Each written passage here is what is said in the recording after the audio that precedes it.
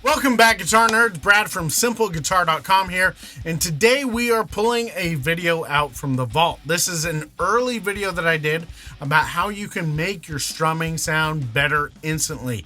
And in this lesson, I'm going to go over several different things, so make sure you watch the whole thing. We're going to be covering things like adding accents into your strumming, not strumming all the strings of the chord, and some different patterns that you can use through that. This is bound to make your strumming sound a whole lot cooler, but I have a lot of new subscribers on the channel here, and so I know not everybody has seen all my videos, and this one took off a while ago, so I think it's a really good one for y'all to check out and learn from. Now, really quick, before we dive into the lesson, I do want to tell you, if you like what's in this lesson and this is helpful for you, you want some more of it, I do coaching.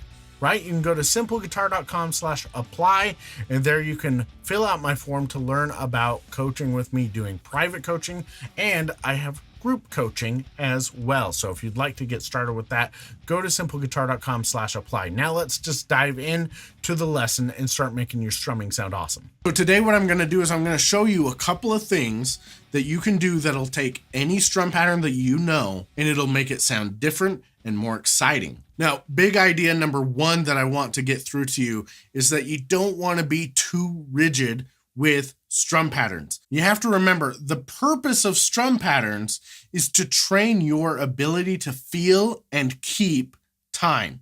It's to train your ability to feel the beat, to keep that beat going, and to maintain the rhythm and the beat of the song. That's the whole purpose. The purpose is not, this is the strum pattern, this is the name of the strum pattern, and I have to play it exactly this way every single time. That's not the purpose of strum patterns. Strum patterns are to build your feeling for time and your ability to keep time with whatever music you're playing. So don't view them dogmatically. Don't be like, I have to play this strum pattern and I have to play it this way every time. Don't do that. That'll actually hold you back from being more creative and sounding cooler. It's okay if you don't play your strum patterns the exact same way every single measure, okay? You have my permission to mess them up. Now, here's one of my favorite things to show students, because funny thing, I actually started out playing drums before I ever picked up guitar. And when you're in concert band in school playing, and you're playing on a snare drum, there's not a whole lot that you can do to make things sound different and to sound interesting. But one of the most common things that drummers will use that make things sound better is they will use accents. And what I mean by accents is not an American accent or a British accent, right?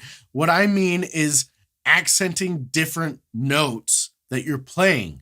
And so to do that, what we're going to do is we're going to play certain notes louder and we're going to play certain notes softer. And by doing that, we can take one strum pattern and we can change it up and make it feel totally different just by accenting different notes within the strum pattern. Now, this is something that I don't see a lot of people talk about, but it seriously is one of the most useful things for rhythm guitar that will make your rhythm guitar playing sound better, and it'll make it sound more interesting, and it can make you sound different even if you're playing the same rhythm over and over and over. So check this out. I'm going to put up on the screen a very simple strum pattern. This is just eighth notes. So we have a measure with 4 beats, and we're going to play 8 notes in that measure, and we would count this 1 and 2 and 3 and 4 and for each note. And the strumming that we're going to do for this is down, up, down, up, down, up, down, up. So we're going to strum down on the beat. So on 1, 2, 3, 4, we're going to strum down. And then in between the beats on the off beat, we're going to strum up. And remember, when you strum up with chords like this, we're going to play full chords. You're only going to strum 2 or 3 strings. Don't strum the whole chord or else you sound like a goober. Okay? That'll sound a lot better. So if we take this really simple strum pattern of down, up, down, up, down, up, down, up, this is how most people would play this, and they would play it the same way every single time, like this.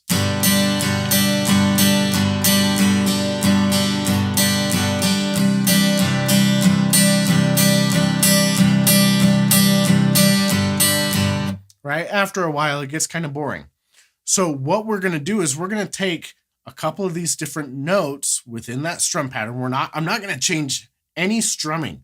I'm still just gonna strum down, up, down, up, down, up, down, up, 1 and 2 and 3 and 4 and, but I'm gonna accent different notes, and that's gonna totally change the feel of it, okay?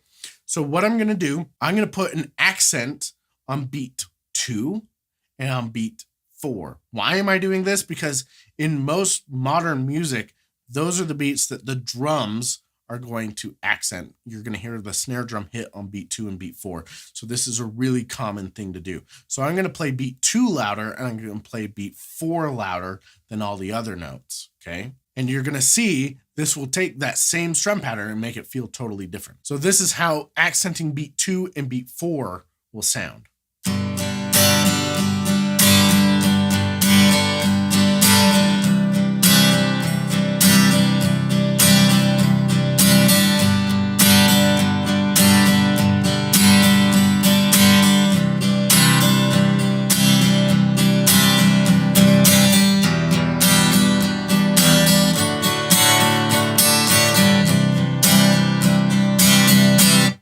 Right, so I didn't change anything that I played there. I'm still playing down, up, down, up, down, up.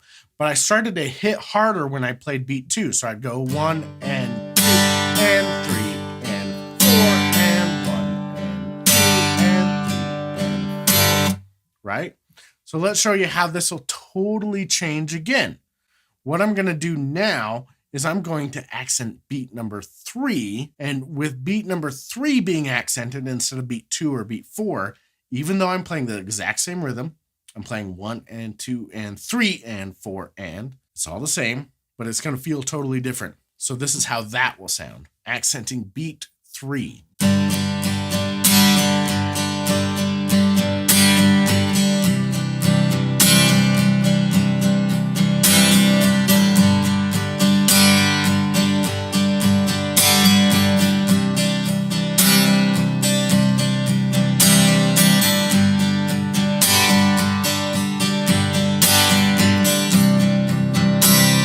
Now this is going back. Let's go back to accenting beat 2 and beat 4 so that you can see how different it is.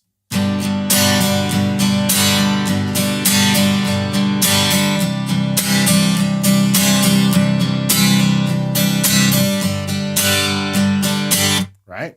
Now here's accenting beat 3 again.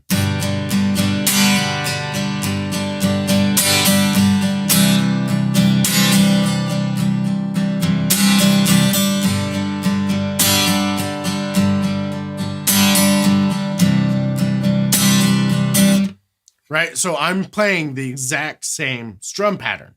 My rhythm is the same. I'm playing 1 and 2 and 3 and 4 and that's it. But by changing what notes I'm accenting, it feels like a totally new, totally different strum pattern. And this is what most people need to do to make their strum patterns more interesting and to feel like you're not just playing the same thing over and over. Tired of sloppy chord changes and feeling like a perpetual beginner? You don't have to. Join a supportive community that coaches you along the way to become the guitar player that you want to be, rather than feeling like you're spinning your wheels. If you want to get started with that, go to simpleguitar.com/apply to get started today. Now let's get back into strumming. Now let's do another one. This one's fun.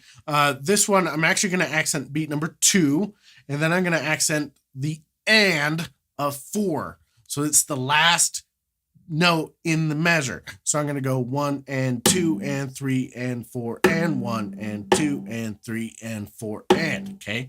So that's how that's going to sound. It's going to feel totally different, and that will sound like this.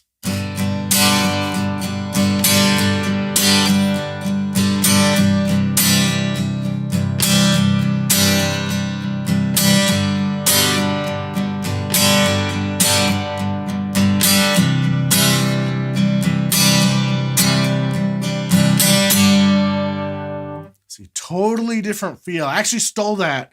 That is a really cool rhythm from the song Burning Man by Third Eye Blind. Cool song. Go check it out if you haven't heard it before. Anyway, so the idea is what I'm doing here is I have 8 notes that I'm using for my strum pattern, and I'm just choosing to accent or play louder certain notes over other notes. Okay.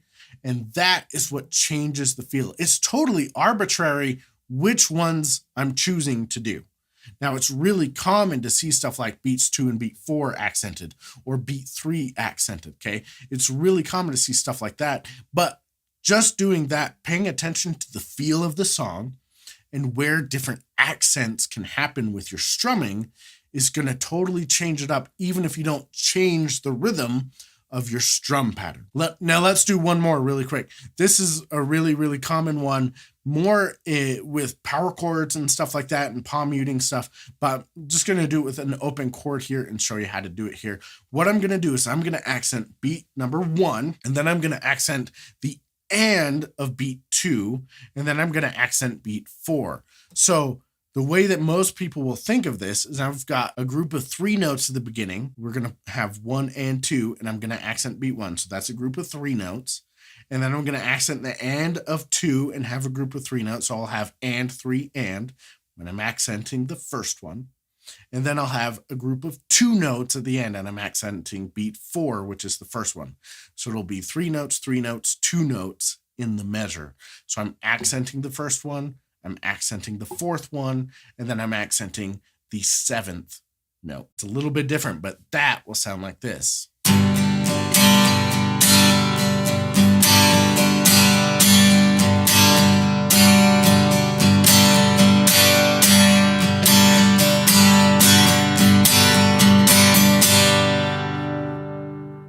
Right? Totally different feel, even though I'm still playing down, up, down, up, down, up, down, up. I'm not changing my strum pattern. I'm just changing what notes are accent. One other thing about this is accenting notes means that you're playing certain notes louder than the other notes. At the same time, that means that those other notes that you're not accenting need to be played quieter. And there's a little hack that most beginner guitar players aren't aware of that will help you do just that. And here it is. Play fewer strings of your chord. You don't have to play all 6 strings of a 6-string chord, or all 5 strings of a 5-string chord, or even all 4 strings of a 4-string chord. You can play parts of chords. You don't have to strum the entire chord every single time. And if you do that, that is going to give you a way to make your chords and your strumming sound different without changing anything. And it also makes it easier to have quieter notes so that your accents stand out further. Okay, so before, what I've been doing is I've been pretty much playing the chord, the full chord and everything. But when you listen to really good rhythm guitar players, they're not always playing every single string of every single chord. You're going to hear a lot of partial chords getting played. So I'm going to go back and I'm going to accent beat 2 and beat 4. But when I'm not accenting, I'm not going to play the full chord. I'm only going to play a few of the strings. And that's going to help my accent sound out a lot better. So that's how this sounds.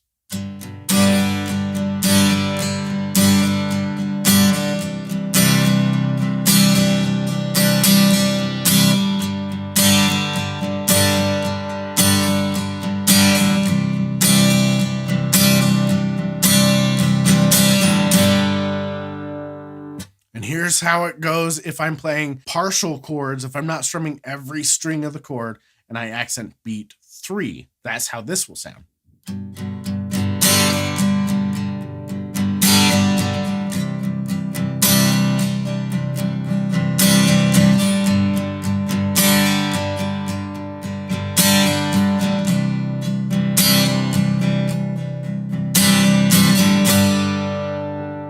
Right? So this is a really cool trick that, one, it makes you sound way more advanced than you are. And so you can practice adding in accents on different notes. And you can draw this out, man. You can totally just write down 8 notes. Okay, write down 8 notes like I've had up on the screen, and you choose which ones you're going to accent. Now, to accent it, you're going to put a little almost Pac-Man looking thing. This is called an accent symbol. You just put that over which ones you want to play louder. And you can try out different combinations with accenting different notes within that measure. It doesn't matter which one you do.